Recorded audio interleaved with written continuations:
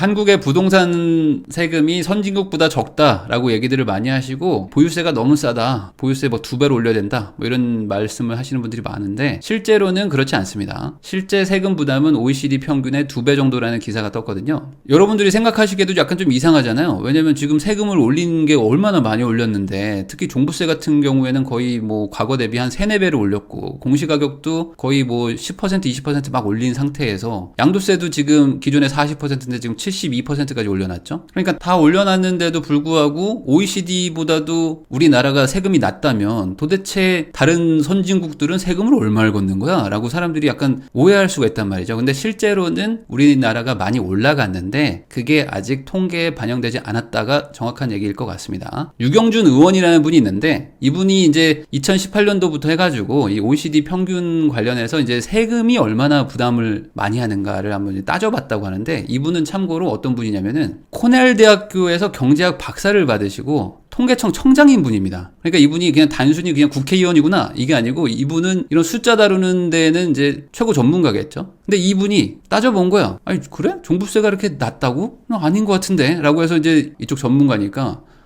한번 본 거야. 쭉 보니까 뭐야 우리나라가 엄청 높잖아 라고 하시는 거야. 그래서 보니까 보유세, 거래세, 상속세, 증여세, 양도소득세 등 부동산에 관련된 세금이 엄청나게 많거든요. 근데 이 보유세 하나만 보면 뭐 다를 수도 있는데 우리나라는 상속세도 엄청 높고 증여세도 엄청 높고 양도세는 세계 최고고 거래세도 엄청나게 높단 말이죠. 취득세도 세계 최고급에 다다르니까. 그리고 보유세도 지금 세계 최고에 다다르고 있으니까 세금이 많을 것 같은데 라고 따져보니까 실질적으로 GDP의 4% 정도가 된다고 합니다. 근데 이는 OECD 회원국 평균의 2%의 2배 정도가 넘는다. 그러니까 우리나라가 상당히 높구나 라는 걸 이제 알 수가 있고, 근데 우리나라보다 부동산 세금이 높은 데가 그러면 어디가 있느냐 봤더니 영국하고 프랑스 정도다. 그리고 미국도 상당히 보유세가 높아가지고 미국은 집을 사면은 뭐 세금을 1년에 뭐 몇 천만 원을 낸다라고 하는데 그 나라는 대신 거래세나 뭐 상속세, 증여세가 엄청 낮단 말이죠. 그러니까 총 다 합쳐보면 우리나라보다 오히려 낮은 거예요. 보유세는 높을지 몰라도 양도세나 상속세나 증여세나 취득세 같은 건 엄청나게 낮으니까.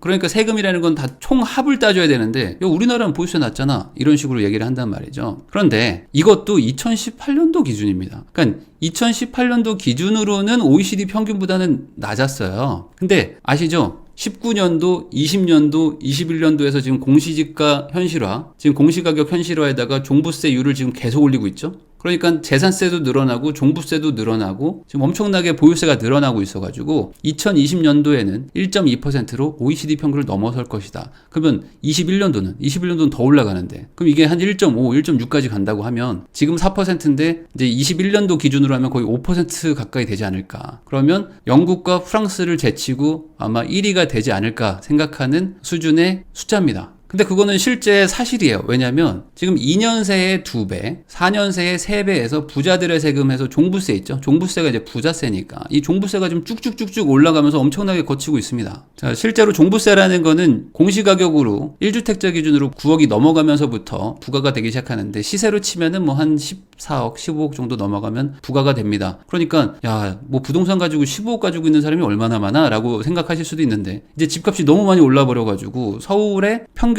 아파트 중위 가격이 9억을 넘어섰죠. 지금 9억 3천, 9억 4천에 다다르고 있습니다. 그러니까 웬만한 서울에 좀 괜찮은 아파트를 하나 가지고 있으면 종부세 대상자예요. 그래서 작년에 보니까 종부세가 3조 6천억 원이 거쳤는데 이거는 1년 전보다 거의 35%가 증가했다. 2년 전보다는 2배, 4년 전보다는 3배가 늘어났다는 거죠. 그러니까 이만큼 지금 세금이 늘어나고 있는데 OECD 통계는 2018년도 기준으로 비교를 했으니까 보유세가 살짝 낮아 보이지만 19년, 20년, 21년도로 가면 이제 가파르게 상승하는 거죠. 나머지는 다 높았는데 보유세만 낮았다가 이제 보유세까지 쭉 올라오면서 이 전체적인 평균 자체를 엄청나게 끌어올릴 것이다. 거기다가 아직 공시가 현실화 방안은 아직 끝나지 않았습니다. 계속 올라가고 있거든요, 지금. 계속 올라갑니다. 그런데 그거를 좀 쉽게 이해할 수 있는 걸 뭐로 설명할까 제가 봤더니 기사가 하나 있더라고요. 뭐냐? 은평구 있잖아요. 은평구가 이제 11시 방향에 있죠. 근데 은평구가 최근에 이제 뭐 아파트도 많이 뭐 재건축되고 해서 좀 좋아지기는 했는데 그래도 서울의 25개 구 중에서는 그래도 집값이 좀 싼 편입니다. 싼 편인데 은평구도 지금 종부세 납부자들이 지금 2배 이상 늘어났다는 거예요. 그러니까 종부세라는 게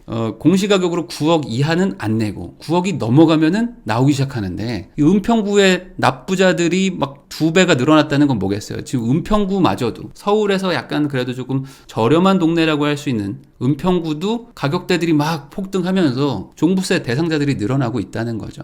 그래서 이분이 지금 또 따져본 거예요. 그랬더니 서울시 전체 종부세 납부 인원은 18만 명 정도로 집이 한 300만 원 정도가 있다고 치면은 6.4% 정도다. 그러니까 실제로 종부세를 내는 사람이 그렇게 많지는 않다라고 생각할 수 있는 통계잖아요. 근데 이게 아니라 지난해를 봤더니 17년도에는 6.4%였는데 2020년도에는 38만 명으로 2배 이상 늘어났다는 거예요. 그래서 집 개수로 치면은 거의 한 13% 정도 수준의 국민들이 종부세를 내고 있는 거예요. 강남구는 더 심하죠. 강남구는 2017년도에 25% 정도만 종부세를 냈었는데 지난해에는 50%를 냈다고 합니다. 그러니까 종부세 다 대상인 거지. 뭐 종부세를 안 내는 수가 없는 거죠. 당연히 강남구 쪽은. 그러니까 빌라 같은 것들 빼고 강남구에 있는 웬만한 아파트는 다 종부세 대상자니까. 그리고 서초구도 47%다. 그래서 서울시에서 종부세 납부자의 인당 평균 납부액도 128만 원에서 228만 원 이렇게 늘어나고 은평구도 342만 원으로 3배가 됐다. 뭐 종부세 300만 원밖에 안 걷는데 뭘 많이 걷어요? 라고 얘기하실 수도 있는데 이거는 재산세를 빼고 추가로 플러스 알파가 340만 원이라는 겁니다. 그러니까 실제로는 종부세를 한 340만 원 내려고 그러면 재산세 합쳐가지고 거의 한 700만 원에서 800만 원 정도 낸다는 거예요.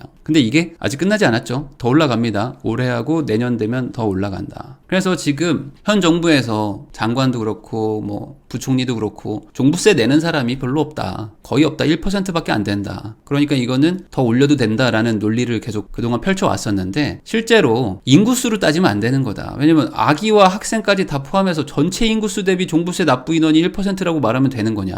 왜냐면 당연히 애는 종부세를 안 내겠죠. 재산이 없으니까. 근데 그게 아니라 가구당 얼마를 내느냐로 따지면은 훨씬 더 퍼센트는 높아지는 거고 지금 이제 세대 분리가 돼가지고 20대 뭐 딸이나 뭐 20대 아들이 대학 때문에 따로 뭐 어디 고시원 가서 살고 이러면은 또 막 쪼개진단 말이죠. 그러니까 인구수로 할 수는 없는 거고 뭔가 그냥 그 집 수 대비 몇 퍼센트 내냐 이런 식으로 얘기한다 그러면 상당히 퍼센트가 높아지는 거고 그렇기 때문에 지금 뭐 강남구는 한 50% 내는 거고 가격이 좀 저렴한 은평구에서도 종부세 납부자들이 2배 이상 늘어나고 있는 거죠. 그래서 지금 한국은 뭐 취득세, 종부세, 재산세, 양도세, 뭐 증여세, 상속세 뭐 다 해서 지금 세계 최고 세율의 나라가 됐고 지금 21년도가 끝이 아니고 22년도, 23년도로 가면서 세율은 더 올라간다. 그런데도 여전히 세금을 더 올려야 된다고 말하는 분들은 많죠. 그래서 세금을 올리면 집값이 잡힌다고 하는 분들은 많은데 그동안 세금을 안 올렸던 것도 아니고 많이 올렸는데 집값은 잡히지 않고 계속 고공행진을 한단 말이죠. 세금을 올리는 게 무조건 집값을 잡을 수 있는 거냐라는 거에 대해서는 국가적으로 진지하게 고민을 해볼 때가 됐습니다. 제가 영상에서도 말했지만 실제로 집값을 잡는 거는 세금이 아니라 공급이다. 그러면 사람들이 원하는 공급을 최단기간에 원하는 곳에 많이 해줘야 되는데 현 정부가 그 방향으로 가는지는 각자 한번 판단 한번 해보세요.